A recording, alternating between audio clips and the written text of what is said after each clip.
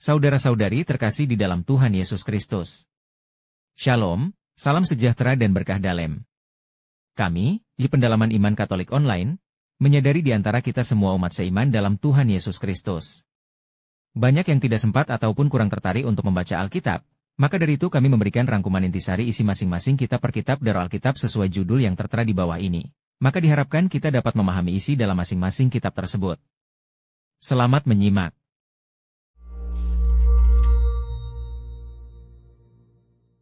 Kitab Nabi Maleaki.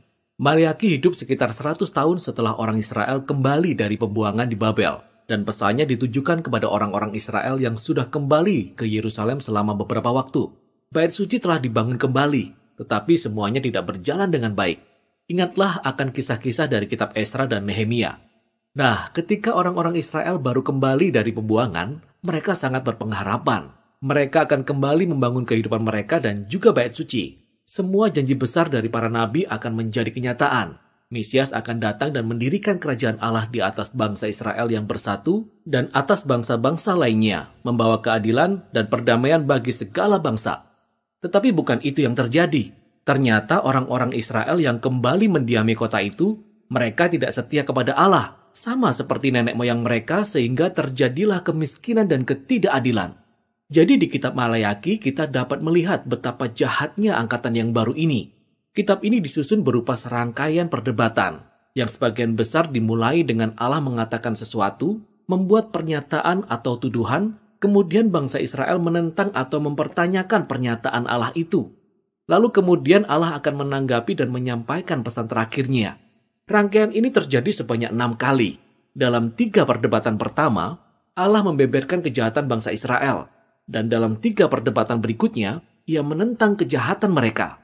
Dan kesan keseluruhan yang kita tangkap dari argumen dan perdebatan ini adalah, peristiwa pembuangan tidak membawa perubahan yang berarti pada orang-orang Israel. Mereka masih keras hati seperti sebelumnya. Perdebatan pertama dimulai ketika Allah berkata ia masih mengasihi umat perjanjiannya terlepas dari kegagalan mereka. Namun bangsa Israel membalas dengan keras dan berkata, "Dengan cara bagaimana engkau mengasihi kami?" Maka Allah mengingatkan mereka bagaimana ia telah bermurah hati memilih keturunan Yakub, leluhur mereka, untuk mewarisi janji-janji Allah, dan bukannya memilih kakaknya Esau dan keturunannya, yang berakhir dengan kejatuhan. Ingatlah kisah dari kitab Kejadian dan kitab Obadya. Jadi dari perdebatan yang pertama ini, bangsa Israel sudah terlihat berprasangka dan meragukan kasih dan kesetiaan Allah. Perdebatan yang kedua memperlihatkan masalah pada bait suci Israel yang kedua. Allah menuduh mereka telah menghina dia dan mencemari bait sucinya. Namun mereka balas menjawab, "Dengan cara bagaimana kami menghina namamu?"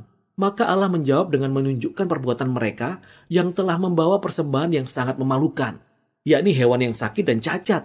Hal ini menunjukkan bahwa mereka tidak menghargai atau menghormati Allah mereka. Namun ini bukan saja terjadi pada umatnya, tetapi juga pada para imam yang menjalankan bait suci. Bukan saja mereka mentolerir cara ibadah yang menyimpang ini, tetapi mereka juga ikut terlibat di dalamnya. Dari lapisan paling atas sampai ke bawah, umat Allah telah terbukti tidak setia. Dalam perdebatan yang ketiga, Allah menuduh para pria Israel telah berkhianat terhadap Allah dan terhadap istri-istri mereka. Dan tentu saja mereka menyangkali perbuatannya. Tetapi Allah memperlihatkan betapa bahayanya penyembahan berhala dan perceraian yang sedang terjadi. Ada pria Israel yang menikah dengan wanita yang bukan Israel, lalu kemudian beralih menyembah kepada dewa-dewa leluhur istri mereka. Ingat kisah dari kitab Nehemia pasal 13. Jadi Maleaki mengaitkan kisah ini dengan begitu banyak pria yang menceraikan istri mereka tanpa alasan yang jelas. Namun orang-orang merasa baik-baik saja dengan perilaku seperti ini. Tetapi Maleaki berkata, "Tidak, ini adalah pengkhianatan terhadap perjanjianmu dengan Allah." Kemudian Maleaki beralih kepada bagian berikutnya dari perdebatan, yaitu yang menentang pemberontakan bangsa Israel. Perdebatan keempat dimulai dengan orang-orang Israel yang menuduh Allah telah mengabaikan mereka. Mereka berkata, "Di manakah Allah yang adil itu?" Mereka melihat banyak ketidakadilan dan kejahatan, tetapi Allah seperti tidak berbuat apa-apa. Maka Allah menjawab dengan berkata, ia akan menyuruh seorang utusan untuk mempersiapkan jalan bagi kedatangan Allah sendiri di hari Tuhan. Ia akan datang seperti api yang memurnikan umatnya, menghapus penyembahan berhala dan perzinahan, serta ketidakadilan, sehingga hanya orang-orang yang setia yang tersisa menjadi umatnya. Dalam perdebatan yang kelima, Allah memanggil orang-orang Israel untuk kembali kepadanya, tetapi mereka berkata, dengan cara bagaimana kami harus kembali? Jadi Allah berhadapan dengan keegoisan mereka. Allah menunjukkan bahwa mereka tidak lagi mempersembahkan persepuluhan dari penghasilan mereka ke bait suci. Nah, kata persepuluhan itu artinya 1/10 dari jumlah pendapatan dan hasil bumi yang harus dipersembahkan oleh orang Israel setiap tahunnya untuk mendukung bait suci dan para imamnya. Pelaksanaannya diatur di berbagai bagian dalam kitab Taurat. Nah, kita tahu dari Maleaki dan dari kitab Nehemia bahwa orang-orang ini telah mengabaikan tanggung jawab mereka sehingga bait suci menjadi rusak.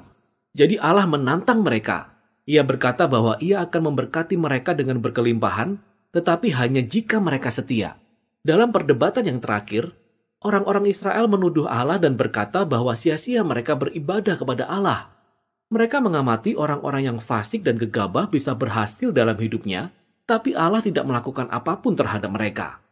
Dan untuk pertama kalinya dalam kitab ini, Allah menanggapi bukan dengan perkataannya, melainkan dengan sebuah kisah pendek tentang sisa-sisa orang yang setia di Israel, orang-orang yang takut akan Allah, dan yang suka berkumpul dan berbicara satu sama lainnya tentang bagaimana menghormati Allah dan melayani Dia.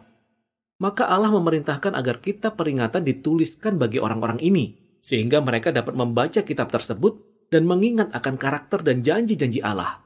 Di bagian ini Maleaki merenungkan karunia Allah berupa kitab suci, yang dapat menuntun kita ke masa lalu, agar kita ingat apa yang telah Allah perbuat, untuk membangkitkan kesetiaan dan pengharapan kita akan masa depan, yang kemudian akan membawa kita kepada bagian akhir dari kitab ini. Bagian ini mengambil gambaran tentang kedatangan hari Tuhan dari perdebatan yang keempat dan membahasnya lebih lanjut. Allah berkata, Ia telah menetapkan hari penghakiman yang akan memurnikan umatnya dengan cara melenyapkan orang-orang fasik dari antara mereka.